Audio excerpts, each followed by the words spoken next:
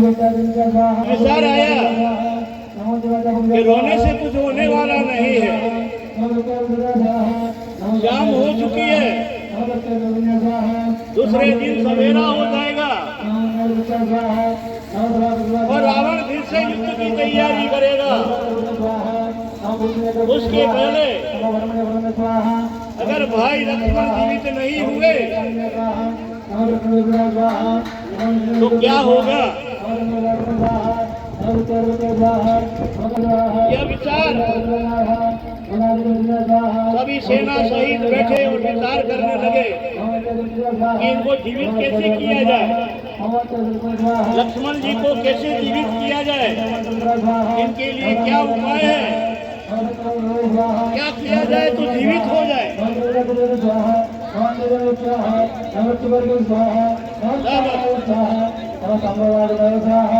रावण की लंका के अंदर व्यक्ति थे, इनका नाम था सुसेन व्यक्ति। सुसेन व्यक्ति को लाया जाए और भाई लक्ष्मण की जांच करें कि उनको कौन सी दवाई दी जाए कि वो जीवित हो जाए और अपने दुश्मन के घर में घुसना। रावण को दुश्मन था भगवान श्री राम का और उनके घर में सुसेन नामक व्यक्ति जो थे वो उनके निजी व्यक्ति थे, रावण के निजी व्यक्ति थे वो। अब रावण के दरबार में जाना और सुसेन को लाना कितना कठिन काम, और वो भी दिन हो गई है, रात ढल रही है, अंधेरा हो रहा है, सब विचार कर रहे हैं। परंतु हनुमान जी ने कहा कि बोलो प्रभु श्री राम की अगर आज्ञा है तो मैं सुसेन को पूरा घर सहित उठा करके युद्ध भूमि में ले आता हूँ और ये रावण को भी खबर नहीं होगा कि सुसेन व्यक्ति का घर रात को कैसे उठ गया। तब सबने विचार किया कि सुसेन को लाना जरूरी है, जब तक सुसेन व्यक्ति नहीं आएंगे तब तक लक्ष्मण जी जीवित नहीं होंगे। हनुमान जी ने भगवान श्री राम जी का ध्यान किया, उन्होंने छलांग लगाई और रावण के दरबार में पहुंच गए, जहां पर सुसेन व्यक्ति का मकान था, वहां पर पहुंच गए। उस समय सुसेन व्यक्ति जो था वो नींद में सोया हुआ था। तो हनुमान जी महाराज अंदर पहुंचे और जैसे ही सुसेन का खाट ऊंचा किया, सुसेन व्यक्ति की नींद खुल गई। कह रहे भाई मुझे कहाँ ले जा रहे हो? उन्होंने कहा कि आपको किसी संकट से बचने के लिए इलाज के रूप में आपको लिया जा रहा है।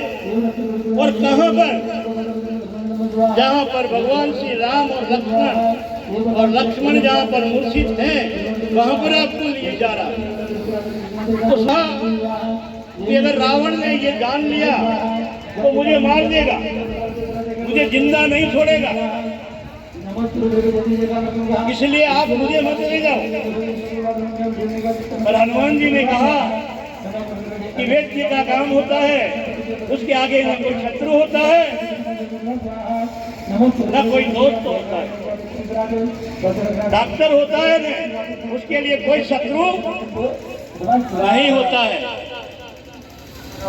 शत्रु के घर जाना पड़े तो डॉक्टर को जाना है, क्योंकि उसका काम इलाज करना है और उसको बचाना है। तब सुसेन व्यक्ति ने कहा कि मेरी रक्षा आपको करनी है, रावण जब हावी होगा तो आपको मुझे बचाना है। उसने कहा आप चिंता मत करिए, आप तो मेरे साथ चलिए, युद्ध भूमि के अंदर जहाँ पर भगवान रूप में लक्ष्मण जी मूर्छित पड़े हुए थे, हुसैन को खाट सहित उठा करके उस युद्ध भूमि में ले आए और बताया कि जल्दी से देखिए लक्ष्मण जी मूर्छित पड़े हुए हैं। भगवान राम हाथ जोड़ रहे हैं, अरे वेद जी मेरे भाई का इलाज करो, उनको बचाओ। कौन सा इलाज करना पड़ेगा जिससे वो सजीव हो जाए? भगवान श्री राम की आंखों के अंदर से अश्रु धारा बह रही है, आंखों में से धाराएं फूट रही हैं, बैठे बैठे रो रहे हैं अपने भाई को गोद में लेकर के। मैंने उनकी नाड़ी देखी, नाड़ी देख करके बताया कि लक्ष्मण जी तो पूर्ण रूपेण मूर्छित हैं, इनका बचना बहुत कम उपाय है, इनका बचना बहुत कम है, समय भी कम है, इनके लिए इलाज लाना भी कठिन है, क्योंकि वो इलाज है और कोई नहीं जानता है। जहाँ पर पहुँचना है वहाँ पर बहुत खतरा भी है, जहाँ से इलाज लाना है वहाँ पर खतरा भी है। हनुमान जी महाराज ने कहा कि वेद जी आप तो शुद्ध बोलिए, इलाज कहाँ से लाना है बोलिए आपको, बाकी सब बात छोड़ दीजिए। वेद ने कहा कि द्रोणगिरी पर्वत के ऊपर संजीवनी नाम की बूटी है, उस संजीवनी बूटी को अगर आप दिन खुलने से पहले अगर आप लेकर के आ सकते हो तो संजीवनी बूटी का जो रस है लक्ष्मण जी की आंखों में डाला जाएगा और उनको पिलाया जाएगा तो ये सजीव हो जाएंगे। लेकिन रात की 10 बज गई है, संजीवनी से लेने के लिए द्रोणगिरी पर्वत पर जाना है। हनुमान जी को मालूम नहीं है कि संजीवनी बूटी कौन सी है, उनको भी अनुभव नहीं था कि संजीवनी बूटी कौन सी है। उन्होंने कहा मैं प्रभु श्री राम की आज्ञा लेकर के जा रहा हूँ, जहाँ पर मेरे प्रभु श्री राम आगे हैं मेरे लिए कोई कार्य कठिन नहीं है। इसलिए भक्तों आपसे भी आग्रह करता हूँ, हर कार्य के अंदर भगवान को आगे रखिए, अहम की भावना मत रखिए कि मैं कर रहा हूँ। यह शब्द कभी अपने मन से बाहर नहीं आना चाहिए। कार्य छोड़ दीजिए, ईश्वर भरोसे परमात्मा को साथ लेकर के चलिए, आपका मनोरथ पूर्ण हो जाएगा, आपकी भावना पूरी हो जाएगी। ये भक्तों ध्यान रखिए। हनुमान जी महाराज भगवान श्री राम के चरणों में गिरे, प्रभु आज्ञा दीजिए, भाई लक्ष्मण के लिए मैं संजीवनी बूटी लेने के लिए जा रहा हूं और दिन खुलने के पहले आ जाओ, ये आपका आशीर्वाद है। हनुमान जी महाराज ने भगवान श्री राम का जयकारा बोलाया, बोलो श्री रामचंद्र भगवान की जय। जयकार लगा करके द्रोणगिरी पर्वत के ऊपर जाने लगे, लेकिन उनको मालूम नहीं था कि संजीवनी बूटी कौन सी है। सुसेन व्यक्ति को पूछा कि इसकी पहचान क्या है, संजीवनी बूटी की पहचान क्या है, मैं कैसे पहचानूंगा कि ये बूटी है। तो सुसेन वैद्य ने कहा, हनुमान जी महाराज जिस पौधे पर दीपक की तरह रोशनी छलकती हो, उसके पत्तों के ऊपर दीपक की ज्योति पलकती हो और जिसके ऊपर चमचमाहट की रोशनी आती हो, उसको मान लेना कि ये संजीवनी बूटी है। वहां पर जाने के लिए, द्रोणगिरी पर्वत पर जाने के लिए राक्षसों से भी मुकाबला करना है, क्योंकि उसकी रक्षा के लिए रक्ष लगे हुए थे। हनुमान जी महाराज रात को पहुंच रहे हैं द्रोणगिरी पर्वत के ऊपर, राक्षस लोग आगे आ रहे हैं, उनको रोकने के लिए, हनुमान जी ने श्री राम के नाम से उन सभी राक्षसों का विनाश कर दिया। अब पहुंचते हैं द्रोणगिरी पर्वत के ऊपर। द्रोणगिरी पर्वत को देख रहे हैं, पूरा पहाड़, हर पौधे पर दीपक टिमटिमा रहा है, हर पत्ती चमक रही है, हर जगह रोशनी ही रोशनी आ रही है। विचार करने लगे, कौन सा पौधा उखाड़ूं, कौन सा नहीं उखाड़ूं। विचार कर रहे हैं, पर्वत के पास में बैठ गए। हे प्रभु, मुझे ज्ञान दीजिए कि कौन सी संजीवनी बूटी का पौधा है, मुझे तो मालूम नहीं है। यहाँ तो देख रहा हूँ तो सभी पौधों पर संजीवनी ही संजीवनी है। विचार करने लगा कि अगर मैं समय बिगाड़ूंगा तो दिन खुल जाएगा, क्या करूं? पूरा पहाड़ ही उठा लेता हूं, है ना। तो हनुमान जी महाराज ने जय श्री राम बोल करके पर्वत की तलहटी में हाथ डाला और पूरा पर्वत ही उठा लाया।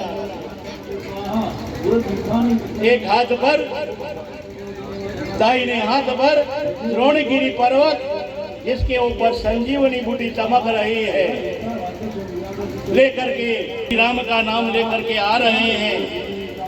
आते आते बीच में अयोध्या नगरी पड़ रही थी। भगवान श्री राम जब आ रहे थे तो भाई का अनुनय विनय सुन करके भरत जी ने उनकी खड़ाऊ लेकर के राम की रक्षा, अयोध्या की रक्षा करने का बीड़ा उठाया था कि आप जा रहे हैं वनवास, तो अयोध्या की रक्षा का भार मुझे दे रहे हैं, लेकिन आशीर्वाद आपका रहना चाहिए। जब हनुमान जी महाराज अयोध्या के ऊपर से उस बहुत बड़े पर्वत को लेकर के, चमकते हुए पर्वत को लेकर के आगे बढ़ रहे थे, रात को पहरा दे रहे भरत जी महाराज।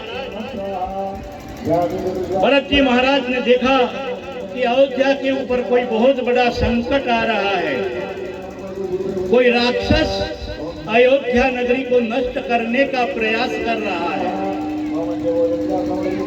उनको मालूम नहीं था कि हनुमान जी संजीवनी बूटी लेकर के जा रहे हैं, भरत जी को मालूम नहीं था।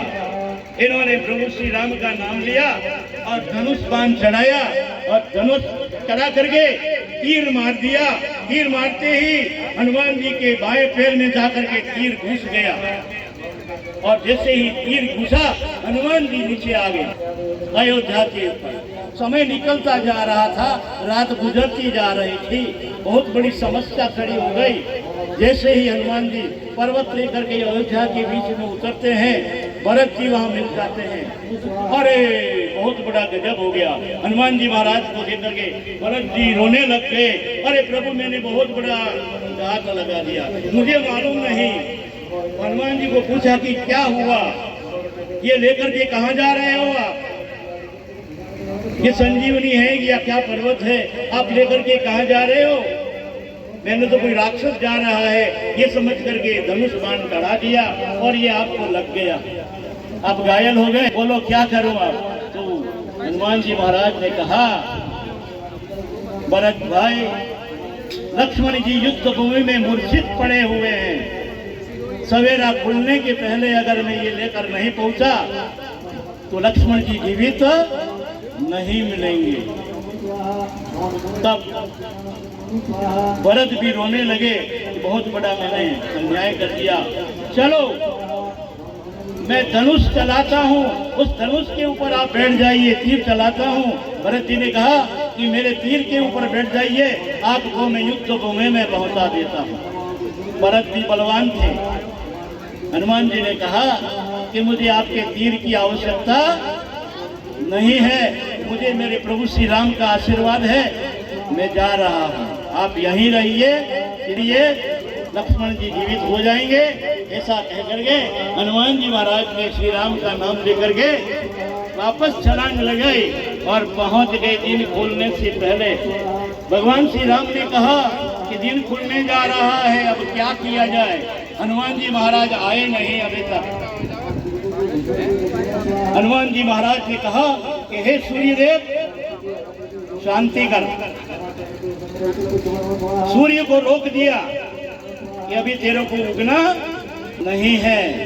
भगवान श्री राम की आण है तेरे को, अगर तू उग गया तो तेरा भी खतरा हो जाएगा। इसलिए सूर्य देव को भी रोक दिया कि अभी तुम्हें सवेरा करना नहीं है। सूर्य देव ने विचार किया कि प्रभु श्री राम की सेवा करने का अवसर मुझे कहाँ मिलेगा।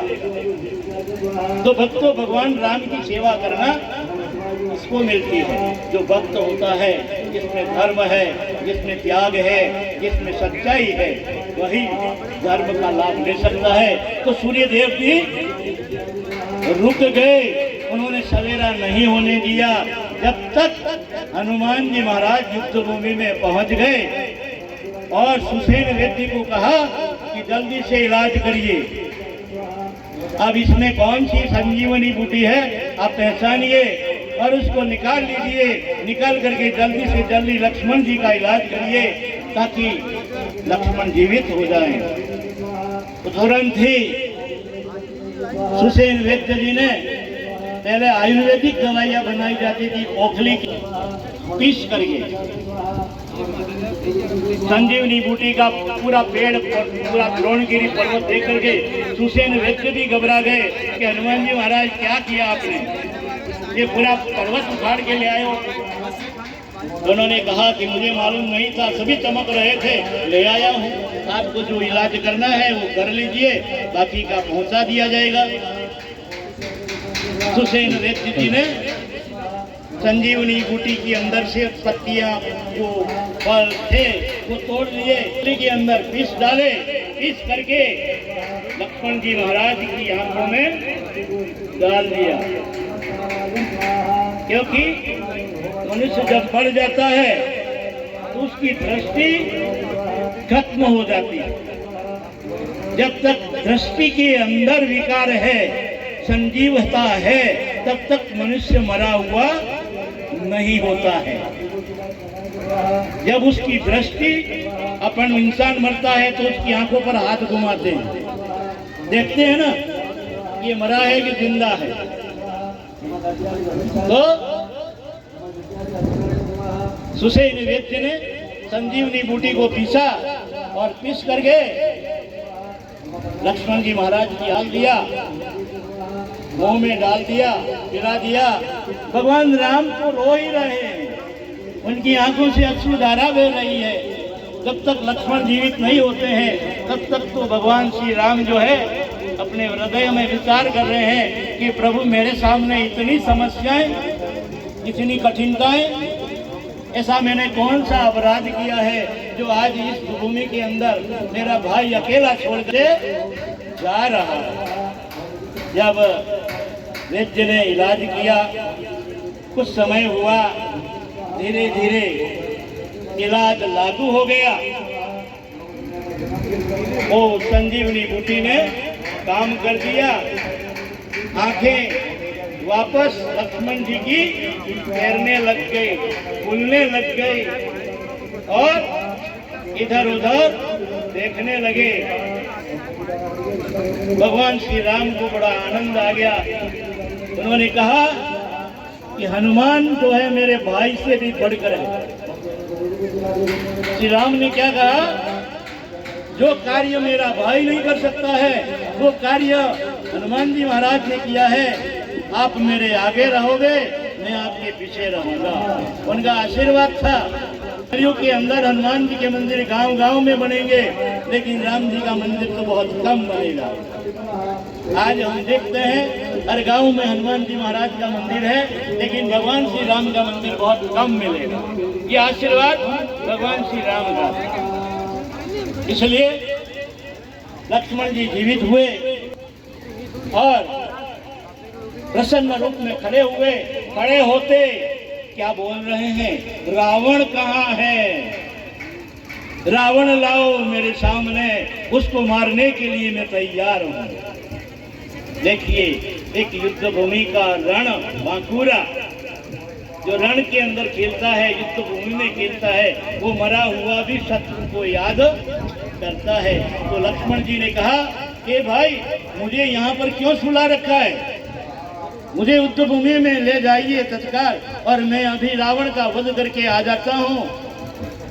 भगवान श्री राम ने कहा कि नहीं भैया, रावण का वध अभी समय बाकी है, आप ठीक हो गए हो। ऐसा कह करके लक्ष्मण जी को खड़ा किया, बिठाया। भाई लक्ष्मण जी का और रामचंद्र जी का मिलन हुआ। तो इसी प्रकार से हनुमान जी महाराज ने एक नहीं, भगवान राम के अनेक कार्य किए। और वही भगवान श्री राम ने कहा है कि भक्त जितना देगा जितना देगा जितना देगा जितना देगा जितना देगा उतना मैं ऋणी हूं। भगवान क्या कहते हैं कि भक्त मुझे जितना दे रहा है वो सारा ऋण मेरे ऊपर है। भक्त मुझे जितना देगा उसका मैं ऋणी हो रहा हूँ, लेकिन भक्त की रक्षा करना मेरा पहला कर्तव्य बनता है। इसलिए हमें भगवान को देने का प्रयास करना है। वो अंतर्यामी है, वो जानते हैं कि ये मेरा भक्त है, ये संकट में है, कष्ट में है, दुख में है, उसकी रक्षा करना, उसको बचाना मेरा कार्य है। इसलिए भक्तों, ये हनुमान जी का एक छोटा सा प्रसंग, ऐसे बहुत प्रसंग हैं। हम हनुमान चालीसा है, उसके अंदर चारों युग पर ताप तुम्हारा है, प्रसिद्ध जगत उजियारा। चारों युग